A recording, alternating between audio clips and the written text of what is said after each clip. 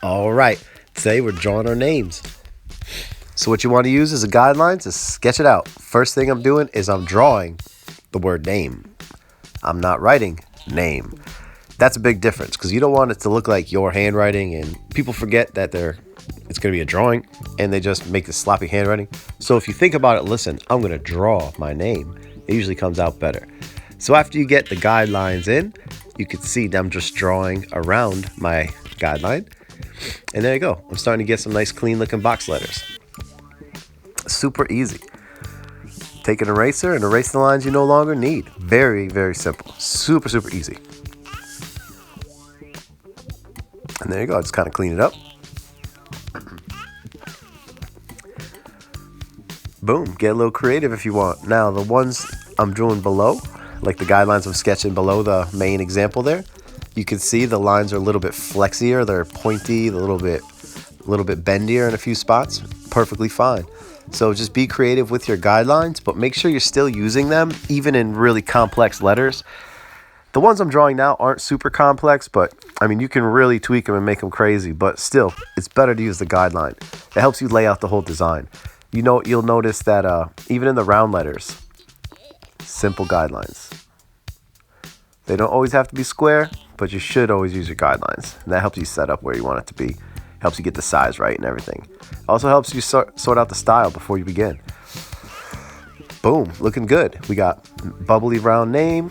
We got some flexy stuff on the bottom. And then I'm doing the 3D on the main example in the center there. A couple small things I do is I draw a small line going the same angle, about the same length from all the corners. And then I just basically go around and play connect the dots. Very easy to do, but it could get tricky. And you just want to be sure that it looks like 3D when you're done. You don't want to make it coming out of like weird places.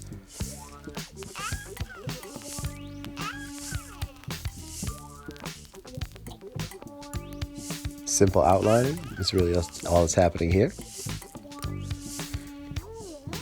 And I like to use the Sharpies, but any pen will work. Anything dark is fine. And especially if you're going to color it in or shade it in with a pencil, a nice pen line or Sharpie line gives it that nice clean edge before you start.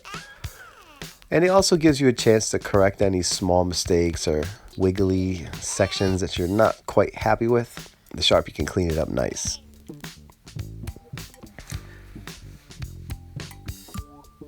And I like to use both Sharpies.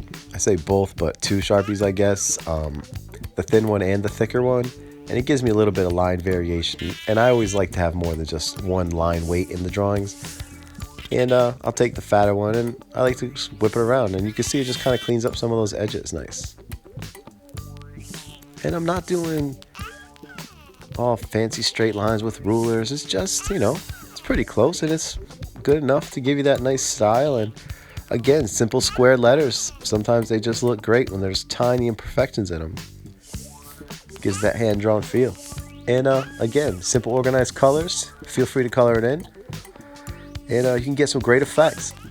So be creative. Pause the video at any time. And thanks for watching.